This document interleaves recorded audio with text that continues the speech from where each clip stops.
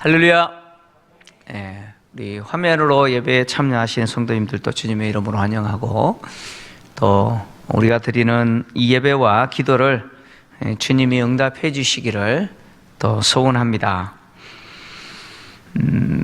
다윗은 지금 압살롬의 반역으로 급히 예루살렘을 지금 탈출하고 있습니다. 예루살렘을 나오게 되면 기드론 시내를 건너게 되고, 또 감람산으로 올라가서 감람산을 지나서 이제 광야길로 들어가게 됩니다. 이 피난길에 가드 사람 입대도 600명을 데리고 와서 다윗과 함께 했고, 다윗을 돕기 위해서 함께 했고, 제사장 사독과 그리고 아비아달과 모든 레위인들도 다윗의 도피와 함께 하기 위해서 하나님의 궤, 언약궤를 메고 나왔습니다. 그러나 다윗이 사독과 아비아달 두 제사장에게 하나님의 궤인 언약궤를 예루살렘으로 다시 메고 가라라고 지시했습니다. 그리고 이 사독의 아들 아히마하스와 그리고 아비아달의 아들 요나단을 데리고 가서 이제 압살롬이 예루살렘에 들어오게 되면 예루살렘에서 압살롬이 꾸미는 그 계획들을 이 두 제사장의 아들들을 통해서 자기에게 전달해주는 연락병 역할을 하도록 했습니다. 다윗이 여호와의 궤를 예루살렘으로 다시 돌려보낸 것은 압살롬의 반역으로 일어난 이 전쟁은 하나님의 궤가, 언약궤가 자기와 함께 하는가 하지 않는가, 여기에 결과가 있는 것이 아니고, 하나님이 자신을 기뻐하시고 하나님이 자기에게 은혜를 베풀어 주시면 하나님은 자기를 다시 돌아오게 하실 것이고, 그리고 이 언약궤가 있는 곳을 보이실 것이기 때문에 언약궤를 다시 돌려보낸 것이죠. 그래서 다윗은 하나님이 자신을 기뻐하시지 않으면 하나님이 원하시는 대로 하십시오, 이렇게 말했죠. 그러니까 결국은 하나님이 자신을 여전히 기뻐하시는가, 여전히 하나님이 나를 인정하시는가, 하나님과 나와의 관계에 답이 있는 것이죠. 다윗은 자기가 잃어버릴 위기에 처한 이 왕이라고 하는 자리, 왕의 자리라고 하는 이것을 어떻게든 놓지 않으려고, 어떻게든 붙잡으려고 사람을 이용하려거나 하나님을 이용하려고 하지 않습니다. 다윗은 다 내려놔요. 다 내려놓고 왕의 자리가 아니라, 하나님이 나에게 뭘 해주시기를 원하는 게 아니고 하나님이 나에게 원하시는 것이 무엇인지를 이제 거기에 관심을 갖는 거죠. 오늘 우리가 기도할 때도 마찬가지예요. 우리는 끊임없이 기도할 때마다 우리의 기도 제목이 뭐예요? 하나님 이거 해 주십시오. 하나님 이거 해 주십시오. 이거 정말 내가 원합니다. 이게 우리의 기도 제목들이 아닌가요? 근데 정말 하나님이 원하시는 것은 뭐냐면, 내가 하나님이 원하시는 것이 무엇인지 거기에 관심을 갖는 것이죠. 하나님이 자기를 향하여 갖고 계시는 것이 무엇인지, 하나님이 뭘 원하실까요? 바로 관계 회복이죠. 이제 다윗은 부수적인 것이 아니고 본질에 집중합니다. 이렇게 하나님의 언약궤를 예루살렘으로 돌려보낸 다윗은 자신을 따르는 백성들과 함께 이제 기드론 시내를 건너 감람산으로 올라가 광야길로 갑니다. 다윗은 기드론 시내를 건너 감람산길로 올라가는 길에 자기 머리를 가려요. 자기 머리를 가리고 맨발로 올라가면서 울면서 올라갑니다. 다윗이 자신의 머리를 가리고 맨발로 울면서 감람산길을 올라간 것은 세 가지 모습을 행동으로 표현한 겁니다. 세 가지의 모습을 행동으로 표현했는데, 먼저 그가 자기 머리를 가린 것은 자신이 심히 수치스러운 자인 것을 드러낸 것이에요. 이 다윗이 나는 너무 수치스러운 자다라고 하는 것을 이렇게 행동으로 드러낸 것이죠. 통상적으로 너무 슬픈 일을 당하거나 비통한 일을 당하면 그 비통한 슬픔을 표현할 때 머리를 풀고 죄를 덮었어요. 머리를 풀고 죄를 덮었었는데, 지금 다윗은 머리를 풀고 자기 머리를 가렸지만 죄는 덮어쓰지 않아요. 비록 죄는 덮어쓰지 않았지만 자기 머리를 가림으로 자신의 수치스러운 상태를 그대로 표현한 거예요. 나는 이렇게 수치스러운 자라는 것을 드러낸 것이죠. 지금 다윗이 급히 예루살렘을 나와서 지금 도망가는 이유가 뭡니까? 이스라엘의 왕이, 하나님이 기름 부어 세운 이스라엘의 왕이 지금 도망합니다. 누구 때문에요? 어떤 낯선 사람이 반역을 일으켰기 때문이 아니죠. 다윗과 전혀 상관없는 어떤 사람이 반역을 일으켰기 때문에 다윗이 지금 피하여 도망가는 게 아니에요. 지금 다윗을 죽이려고, 왕이 되려고 지금 예루살렘을 향하여 군대를 몰고 달려오고 있는 사람은 누구예요? 이 반역의 주모자가 누구예요? 아들입니다. 아들이에요? 아들이에요. 아들이 아버지 죽이려고, 아버지 죽이고 왕이 되겠다고 지금 달려오고 있어요.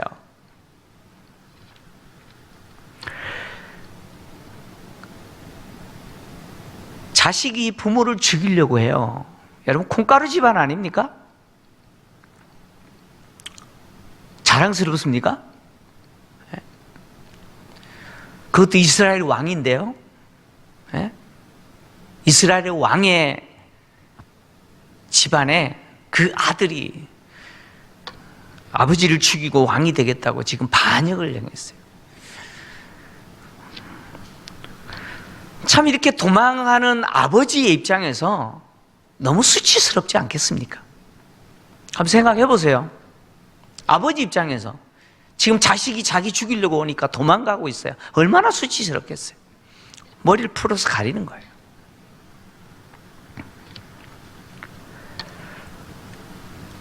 그 다음에 다윗이 지금 맨발로 올라갔다 그랬습니다. 맨발로. 이 맨발로 올라갔다라고 하는 이 모습은요, 다윗이 하나님 앞에서 참 진심으로 지금 회개하는 것이죠. 자, 고대 사회에서 이렇게 맨발로 걷는 자는 누구냐? 포로나 노예입니다. 고대 사회에서 이렇게 맨발로 걷는 사람은 포로나 노예죠. 포로나 노예가 이렇게 맨발로 걷는 거예요.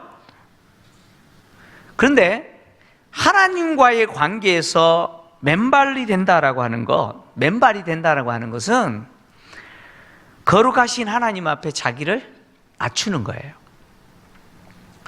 그래서 호렙산에서 가시떨기 나무 불꽃 가운데 나타나신 하나님을 만났던 모세에게 하나님이 요구하신 게 뭐예요?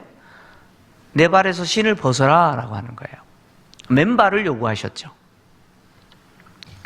모세가 거룩하신 하나님을 만났을 때 발에서 신을 벗었어요. 맨발이 됐죠.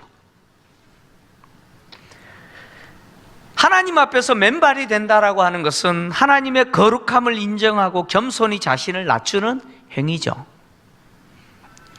다윗은 왕입니다. 왕이에요. 그가 신발이 없어서 지금 맨발이 된 거 아니죠. 지금 왕이라니까요. 그가 신발이 없어서 맨발이 된 것도 아니고 너무 급하게 지금 도망하다 보니까 미처 신을 겨를도 없이 도망한 것도 아니고 심지어 그가 지금 노예고 포로이기 때문에 끌려가기 때문에 맨발이 된 것도 더욱 아니고, 다윗은 지금 의도적으로 자기가 신발을 벗은 거예요. 그죠? 의도적으로 벗은 거예요. 왜 벗었겠어요? 왜요? 다윗은 맨발로 감람산을 올라가면서 거룩하신 하나님 앞에 자기를 완전히 낮춥니다. 더 낮아질 때도 없어요.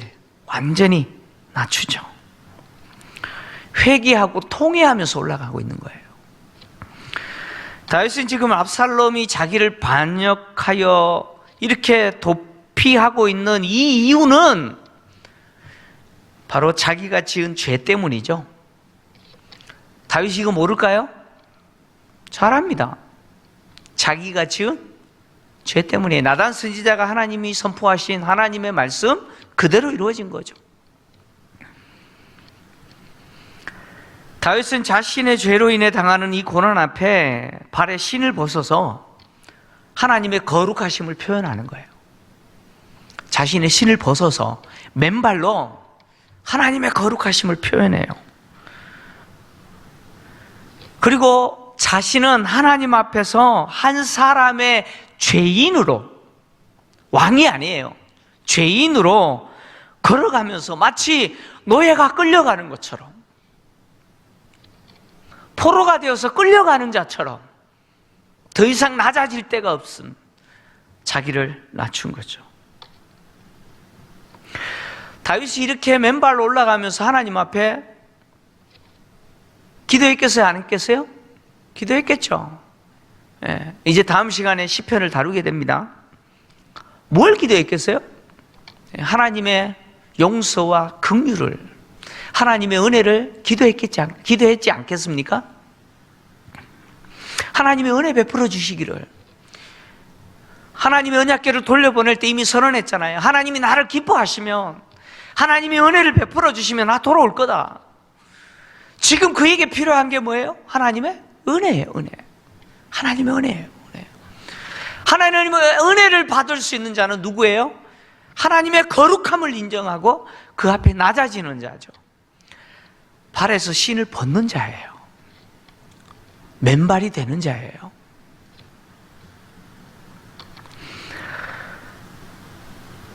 다윗의 이 모습은요, 한나가 하나님께 기도했던 내용이 있죠. 이 사무엘 상, 이게 상하 이렇게 분리했지만 사실 하나 아니에요. 사무엘 상을 시작하면서 한나가 기도했던 내용이 있어요. 그 기도가 바로 그대로 다윗에게 적용되고 있다는 것을 봅니다. 사무엘상 2장 6절에서 10절을 보면요, 한나가 이렇게 기도했잖아요. 제가 좀 읽어드립니다. 여호와는 죽이기도 하시고 살리기도 하시며 수월에 내리기도 하시고 거기서 올리기도 하시는도다. 여호와는 가난하게도 하시고 부하게도 하시며 낮추기도 하시고 높이기도 하시는도다. 가난한 자를 진토에서 일으키시며 빈궁한 자를 거름더미에서 올리사 귀족들과 함께 앉게 하시며 영광의 자리를 차지하게 하시는도다. 땅의 기둥들은 여호와의 것이라. 여호와께서 세계를 그들 위에 세우셨도다. 그가 그의 거룩한 자들의 발을 지키실 것이요 악인들을 흑암 중에서 잠잠하게 하시리니 힘으로는 이길 사람이 없음이로다. 여호와를 대적하는 자는 산산이 깨어질 것이라. 하늘에서 우레로 그들을 치시리로다. 여호와께서 땅끝까지 심판을 내리시고 자기 왕에게 힘을 주시며 자기의 기름 부음을 받은 자의 뿔을 높이시리로다 하니라. 아멘. 이 한나의 기도가 누구를 위한 기도예요? 한나 자신을 위한 기도입니까? 아니죠. 이 내용을 보십시오. 한나 자신을 위한 기도 아니에요. 이 한나의 기도는 누구를 위한 기도예요? 바로 이 다윗을 위한 기도예요. 하나님 어떤 분이에요? 죽이기도 하시고 살리시기도 하시고 수월에 내리기도 하시고 거기서 올리기도 하시고 가난하게도 하시고 부하게도 하시고 심지어요 낮추게도 하시고. 보세요, 얼마나 다윗을 낮추셨는지 한번 보십시오. 낮추게도 하시고 그리고요 그 낮춘 자를 어떻게 해요? 다시 높이시기도 하십니다. 가난한 자를 진토에서 일으키고 빈궁한 자를 거름더미에서 올리사 귀족들과 함께 앉게 하시고요. 그리고요, 거룩한 자의 발을 지키셔요. 여러분, 누가 거룩한 자의 발이에요? 어떤 사람이 거룩한 자의 발이에요? 바로 그 발에서 신을 벗은 사람이겠죠. 그잖아요? 하나님의 그 거룩하심을 인정하고 그 거룩하심 앞에 자신의 신발을 벗고 겸손히 엎드리는 그 사람의 발이 거룩한 발이죠. 그 거룩한 발을 지키실 거라고 이야기합니다. 그리고요, 자기 왕에게 뭘 주시느냐? 힘을 주셔요. 자기 왕에게 힘을 주시고요, 자기의 기름 부음 받은 자의 뿔을 높이실 거라는 거예요. 한나의 기도처럼 하나님은 노예같이 맨발로 하나님의 거룩하심을 고백하면서 하나님의 은혜를 구하며 더 이상 낮아질 수 없는 비천한 자가 되어서 하나님 앞에 긍휼을 구하고 있는 이 다윗, 하나님 어떻게 하실까요? 한나가 기도했잖아요. 하나님 어떻게 하실까요? 높이실 거예요. 반드시 높이실 거예요. 하나님은 자기 왕에게 힘을 주신다고 약속하셨던 것처럼 다윗에게 힘을 주실 것이고요, 그 기름 부음 받은 자를 뿔을 높이시겠다라고 약속하신 것처럼 다윗의 뿔을 높이실 거예요.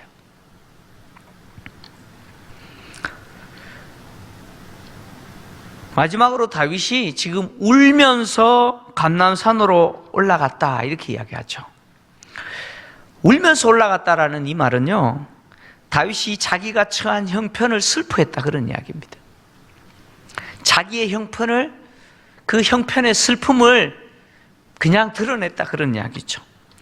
울다라고 하는 이 단어는요, 히브리어 빠카라는 단어입니다. 빠카라는 단어인데, 이 단어는 소리 내어 크게 우는 모습을 지칭하는 동사입니다. 소리 내어서 크게 우는 모습을 지칭하는 동사예요. 그러니까 다윗이 지금 맨발로 올라가면서 다른 사람 알아듣지 못하도록 그냥 훌쩍훌쩍한 게 아니라 그런 이야기예요. 함께 따라가는 백성들이 다 듣도록 큰 소리로 지금 뭐예요? 자신의 이 비참한 이 처지를 슬퍼하면서 운 거죠. 엉엉 안 울었겠습니까? 자신의 모습이 얼마나 비참한지 울면서 여러분 한탄했지 않겠습니까? 다윗이 이렇게 큰 소리로 울자 다윗을 따라가는 백성들도 어때요? 네. 똑같이 행동하죠. 똑같이 다윗과 같이 자기 머리를 가려요. 백성들이 똑같은 행동을 합니다. 머리를 가리고 똑같이 울면서 감람산으로 올라갑니다. 다윗을 따르는 백성들이 다윗이 한 행동을 따라한 것은요, 자신들도 다윗과 같은 운명이라는 거죠. 다윗과 자신들은 운명 공동체다 그런 이야기예요. 그러니까 운명 공동체가 되었다는 것을 인정한 거죠. 그래서 다윗이 느끼는 수치, 그들도 느끼는 거죠. 자신들도 수치스럽다는 거죠. 다윗의 수치만이 아니죠. 다윗의 수치를 그들 자신들의 수치로 여기는 거죠. 다윗이 자신의 그 비참한 상태를 슬퍼했는데 그 다윗의 슬픔을 자신들도 똑같이 슬퍼하는 거죠. 우리도 비참해졌다. 다윗의 비참한 상태가 다윗만의 문제가 아니라 우리도 똑같이 비참해졌다. 자신들도 동일하게 비참한 존재가 되었다라고 공감해 주는 거죠. 그래서 다윗이 한 행동을 하면서 같이 슬퍼하면서 울어주는 거죠. 이게 뭐냐? 이게 공감이에요. 이게 공감이죠. 바울이 로마서를 기록하면서 로마 교회 성도들을 향해서 이렇게 권면했죠. 로마서 12장 15절이에요. 로마서 12장 15절. 예, 같이 읽겠습니다. 시작. 즐거워하는 자들과 함께 즐거워하고 우는 자들과 함께 울라. 여러분, 이게 공감이에요. 예. 이게 사회학자들이 말하는, 예, 인간 상호 관계 속에서 커뮤니케이션에서 가장 중요한 게 뭐예요? 이 공감이에요, 공감. 즐거워하는 자들로 함께 즐거워해주고 우는 자들과 함께 울어주는 것. 지금 한국 교회에 필요한 것, 성도들에게 필요한 것은 뭐냐? 이렇게 함께 위로해 주는 거죠. 함께 격려하고요, 함께 울어주는 공감이 필요해요. 인간은 사회적인 존재죠. 사회적인 존재입니다. 그래서 관계 속에서 존재할 때 안정감을 느낍니다. 인간에게 있어서 언제 안정감을 느껴요? 관계 속에서 느껴요. 그래서 아이들이 혼자 떨어지면 어떻게 해요? 야, 자유다 해요? 아이들이 두리번거리다가 엄마 아빠가 없어요. 그럼 어떻게 되죠? 아이들이 아싸 합니까? 예. 울죠. 왜요? 예, 안정감의 상실이죠. 인간은 그런 존재예요. 관계 속에서 안정감을 느끼는 게 인간이에요. 하나님 그렇게 창조하신 거예요. 그래서 인간은 혼자 무인돼서 살아갈 수 없는 존재로 하나님 만드신 거잖아요. 그래서 인간에게 있어서 가장 큰 고통은 뭐냐? 인간에게 있어서 가장 큰 고통은 뭐냐? 하면서 따라서 할까요? 마스크 쓰셨지만 작은 소리로, 큰 소리로 하면은, 예, 시청에서 뛰어올지 몰라요. 예, 작은 소리로. 예. 인간에게 있어서 가장 큰 고통은 뭐냐? 따라서 합니다. 외로움. 뭐라고요? 외로움입니다. 이것보다 더 큰 고통 없어요. 아무도 나의 이야기를 들어줄 사람이 없고, 아무도 나와 함께 울어줄 사람이 없고, 아무도 나와 함께 기뻐해 줄 사람이 없는 것. 나 역시 이야기를 들어줄 상대가 없고, 함께 울어줄 상대가 없고, 함께 웃어줄 상대가 없는 것. 이게 뭐예요? 이게 외로움이죠. 설교자도요, 예, 설교자도 이렇게 강단에서 설교를 할 때 아무도 없고요, 예, 저기 카메라만 이렇게 쳐다보면서 설교하잖아요. 예, 얼마 전까지 그랬어요. 예. 그때와 소수지만 마치 개척교회처럼 이렇게, 저는 지금 개척교회 한다는 생각으로 지금 이 자리에 있어요. 예.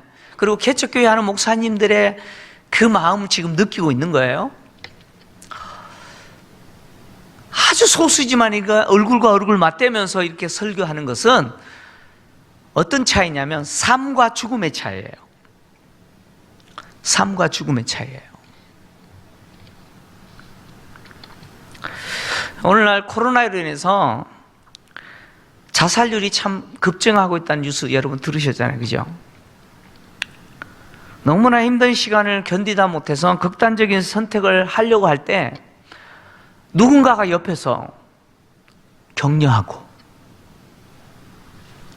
누군가가 옆에서 위로해주고, 좀 같이 견뎌보자라고 말하면서 좀 기댈 수 있는 언덕이 되어주면 그 사람 다시 일어서려고 할 거예요. 그럼 그렇지 않아요? 일어서려고 할 거예요. 근데 옆에서 아무도 없어요. 아무도 없어요. 그것이 불행이죠.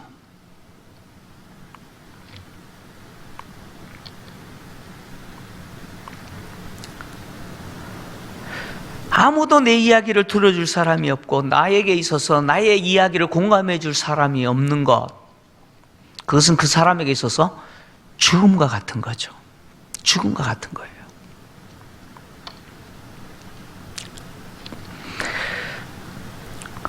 타락한 인간 세상은요, 절대로 낙원이 될 수 없습니다. 코로나가 참 불편하고요. 이 코로나가 참 빨리 끝냈으면 좋겠다라는 마음 들잖아요. 그죠? 근데 이 코로나를 통해서 이 코로나가 인간에게 가르쳐준 매우 중요한 진리가 한 가지 있어요. 코로나가 인간에게 가르쳐준 매우 중요한 진리가 한 가지 있는데, 그것이 뭐냐? 인간 세상은요, 절대 지상낙원 될 수 없다는 겁니다. 인간 세상은 절대로 지상낙원 되지 않는다는 것이 이 코로나가 우리에게 보여줍니다. 자본주의 사회에서 인간은 지상낙원을 꿈꾸면서 살았어요. 솔직히 우리 자신도 그래요. 우리는 많은 것을 누리고 있지만 만족하기보다는 더 누리지 못해서 안달이잖아요. 그렇게 안달했어요. 사실 늘 우리 입에서 나왔던 말이 뭐냐면, 돈이면 뭐든지 할 수 있다고 그러잖아요. 그죠? 돈이면 뭐든지 할 수 있는 세상에서 우리는 살았잖아요. 돈이면 무엇이든지 할 수 있는 세상에서 우리도 하고 싶은 거 다 해보고 하고 싶은 거 다 하면서 살아보려고 우리가 몸부림쳤잖아요. 그런데 코로나는 이렇게 브레이크 없이 폭주하는 기관차처럼 달려갔던 우리 삶을 한순간에 그냥 스탑시켰어요.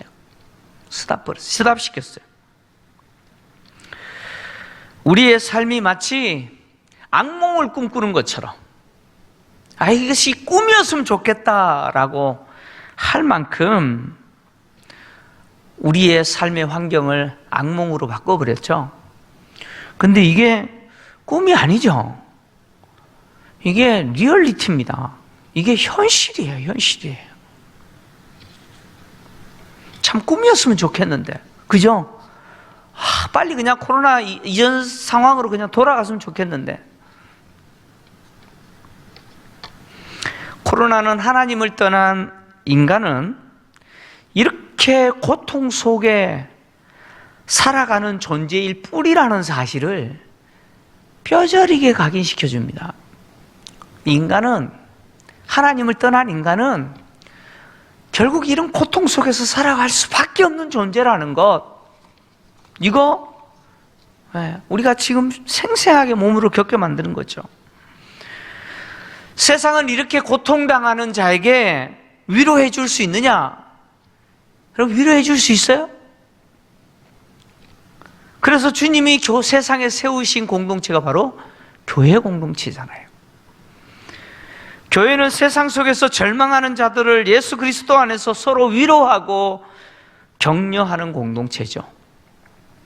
진짜 위로를 주고 위로를 받을 수 있는 공동체, 세상에서 얻을 수 없는 그 위로와 격려, 그것을 나누는 공동체, 교회 공동체죠. 성도들이 서로 사귀고 섬기면서 관계적으로 그리스도의 몸을 이루어서 힘든 세상을 함께 견디는 생명 공동체가 교회 아니에요? 하나님이 교회를 관계적으로 세상에 존재하도록 하신 이유는요, 타락한 인간의 회복이 결국 하나님과의 사귐과 성도와의 사귐을 통해서 이루어지는 거죠. 타락한 인간의 회복이 사귐을 통해서 회복된다니까요. 누구와의 사귐? 하나님과 사귐, 성도와의 사귐을 통해서 회복되는 것이죠. 그래서 요한일서 1장 1절에서 3절을 통해서 요한이 복음을 전하는 이유에 대해서 이렇게 이야기하죠. 태초부터 있는 생명의 말씀에 관하여는 우리가 들은 바요, 눈으로 본 바요, 자세히 보고 우리 손으로 만진 바라. 이 생명이 나타내신 바 된지라. 이 영원한 생명을 우리가 보았고 증언하여 너희에게 전하노니 이는 아버지와 함께 계시다가 우리에게 나타내신 바 된 이시니라. 우리가 보고 들은 바를 너희에게도 전함은 너희로 우리와 무엇 있게 하려고요? 사귐 있게 하려 함이니, 우리의 사귐은 바로 아버지와 그의 아들 예수 그리스도와 더불어 누리는 거예요. 복음을 전하는 목적은 뭐냐면 하나님과의 사귐을 회복하는 것이죠. 그런데 그 하나님과의 사귐은 성도와의 사귐을 통해서 더불어 누리는 것이죠. 이런 의미에서 서로 공감하는 사귐이 없는 교회는 교회일 수가 없는 것이죠. 여러분, 혼자서 무인도에서 신앙생활하는 거 교회 아니에요. 교회 아닙니다. 여러분, 비대면 시대가 위험한 게 뭐예요? 비대면 시대가 위험한 게 뭐예요? 바로 이게 안 되는 거잖아요.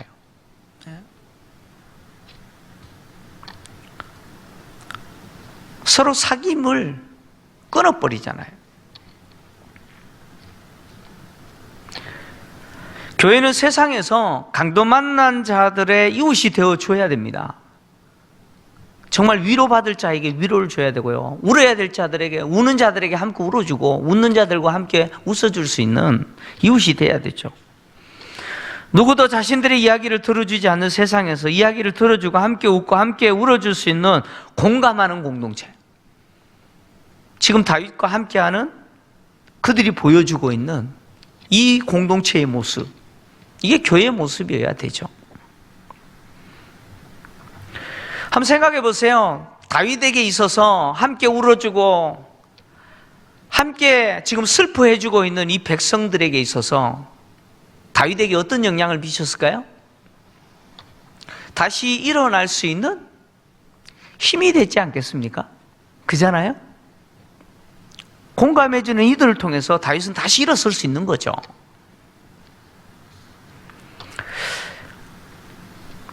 다윗이라는 인물이 참 정감이 가는 이유 가운데 한 가지가 바로 이런 인간적인 모습을 부끄러워하지 않는 것이죠.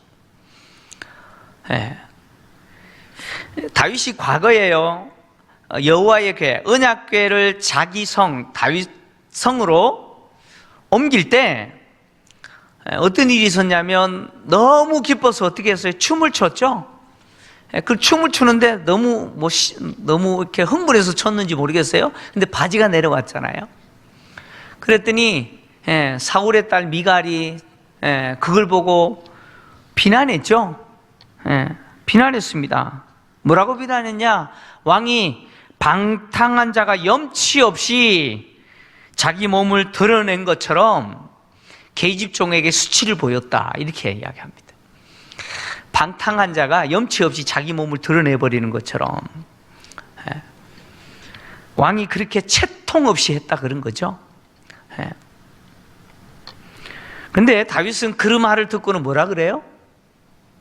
다윗은 이렇게 이야기하죠. 하나님 앞에서 한 것이다. 누구 앞에서 했다고요? 여러분, 하나님 앞에서 한 거예요. 오늘날은 뭐 환갑, 칠순 그러면 환갑 잘 안 하시잖아요, 그죠? 환갑 잔치, 칠순 잔치도 잘 안 하시려고 그러잖아요, 그죠? 근데 제가 어렸을 때는요, 이 칠순 잔치 고이 하면은요, 와, 진짜 오래 사셨다 그러면서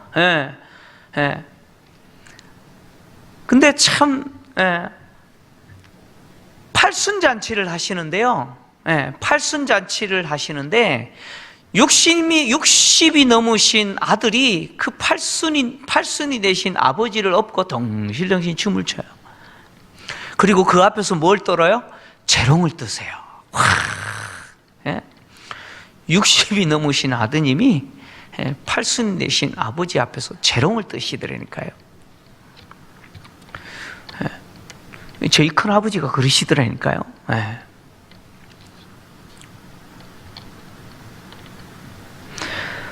다윗은 이렇게 이야기하는 거예요. 내가 하나님 앞에서 한 거라는 거예요. 하나님 앞에서. 하나님 앞에서 한 것이기 때문에 이보다 더 낮아져야 할지니라 라고 이야기합니다. 더 낮아져야 할지라. 더 낮아져서 스스로 천하게 보일지라도 좋다 이렇게 말했어요. 그렇게 말했던 다윗이 마치 회복됐죠. 이 감난산으로 올라가는 모습에서 회복됐어요. 다윗은 감람산으로 올라가면서 머리를 가리고 맨발로 울면서 올라가는 이 모습은요, 여호와 앞에서 뭐예요? 꾸밈이 없는 한 인간의 모습이죠.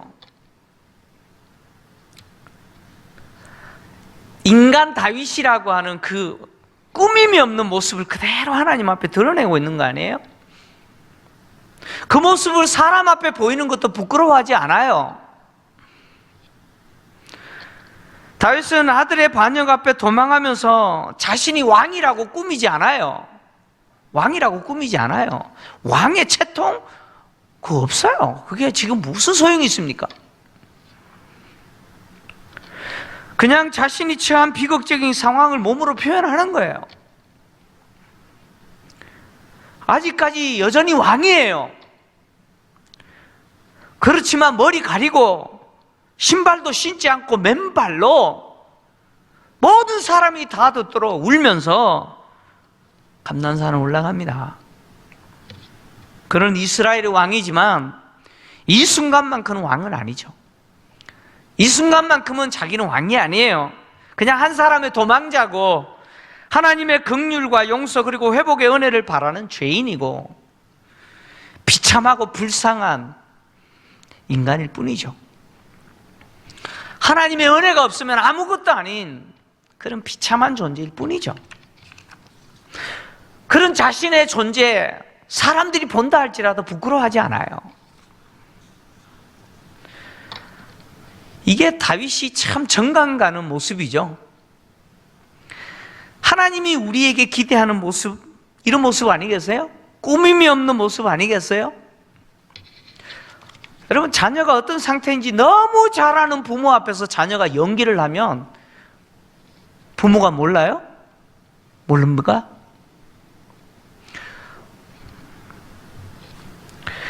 아무리 자식이 꾸미고 연기를 해도 부모는 알잖아요. 나를 너무 잘 아는 부모 앞에서 내가 연기할 필요 없어요. 연기할 필요 없잖아요. 그죠? 아닌 척 할 필요 없잖아요. 하나님 앞에서 똑같아요. 하나님 앞에서도 꾸밀 필요가 없어요. 하나님은 아프면 아프다고 말하고 슬프면 슬프다고 말하고 힘들면 힘들다라고 말하고 하나님 앞에 내 있는 모습 그대로 하나님 앞에 드러내기를 하나님 원하시죠. 세상에 제일 어리석은 사람이 뭐예요? 하나님 앞에 연기하는 거죠. 아, 저 괜찮아요. 저 아무렇지도 않아요. 뭐가 아무렇지도 않아요. 하나님 앞에서 연기할 필요 없어요. 그 어리석은 짓이죠. 다윗은 아무런 꾸밈이 없어요. 이렇게 슬피 울며 감람산으로 올라가는 다윗에게 또 충격적인 소식이 들립니다. 어떤 사람들이 압살롬의 반역에 누가 가담했느냐? 아히도벨이 가담했다는 소식을 전해줍니다. 여러분, 이 소식은 다윗에게 있었어요. 정말 더 큰 충격을 받는 소식입니다. 이 소식을 듣고 다윗이 즉각적으로 뭐라고 하나님 앞에 기도하느냐? 하나님이 아히도벨의 모략을 어리석게 해주십시오라고 기도합니다. 다윗의 모사인 아히도벨은요, 여러분 삼국지 보면 유비가 나오잖아요. 유비에게 있어서 정말 유명한 책사 있죠. 누굽니까? 제갈공명.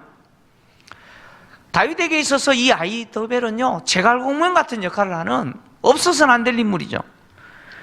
이 아히도벨의 이 책량이 얼마나 탁월했던지 당시 사람들과 다윗뿐만 아니라 이 아히도벨의 이 모략 지혜를 마치 하나님이 베푸신 지혜처럼 받아들였어요. 사무엘하 16장 23절인데요. 이제 뒤에 가면 또 다루게 되는데, 자, 한번 보세요. 같이 읽겠습니다. 시작. 그때에 아히도벨이 베푸는 계략은 사람이 하나님께 물어서 받은 말씀과 같은 것이라. 아히도벨의 모든 계략은 다윗에게나 압살롬에게나 그와 같이 여겨졌더라. 한번 보세요. 이거 제가 하는 말이 아니에요. 당시에 모든 이스라엘 사람뿐만 아니라 다윗과 압살롬에게 있어서 이 아히도벨이라고 하는 존재는 어떤 존재냐? 마치 하나님께 어떤 것을 받아서 말하는 사람처럼 여겨졌다는 거예요. 대단하지 않습니까? 아히도벨이 모략을 베풀면 누구밖에 막을 수 없어요? 누구밖에 막을 수 없다는 이야기예요? 하나님 외에는 그를 막을 수 없다, 그런 뜻입니다. 그만큼 탁월한 사람이었다는 거예요.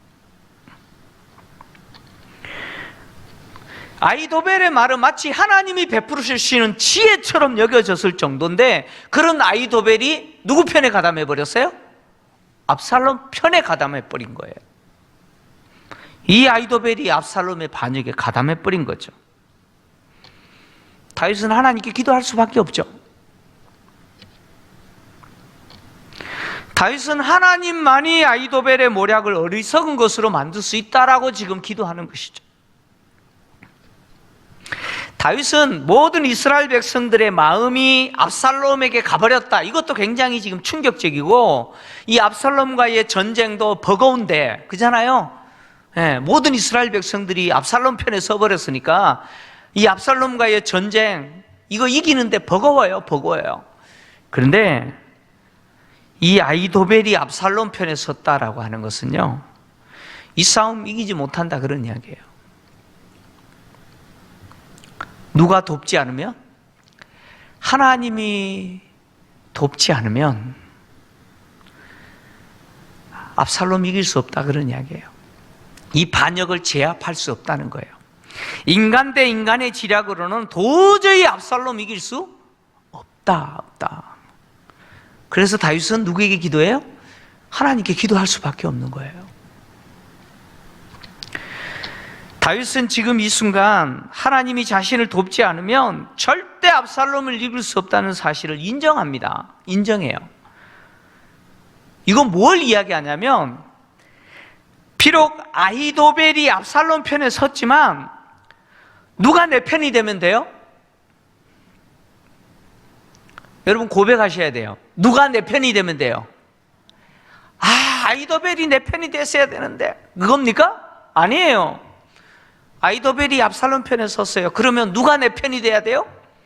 하나님이 내 편이 되면 돼요. 할렐루야. 하나님이 내 편이 되면 돼요. 다윗은 하나님만이 아히도벨의 모략을 어리석은 것으로 만들 수 있습니다. 하나님이 내 편이 되면 아히도벨이 아무리 탁월한 모략을 베풀어도 하나님은 그것을 어리석은 것으로 만들 수 있습니다. 이게 뭐예요? 이게 다윗의 믿음입니다. 이게 믿음이에요.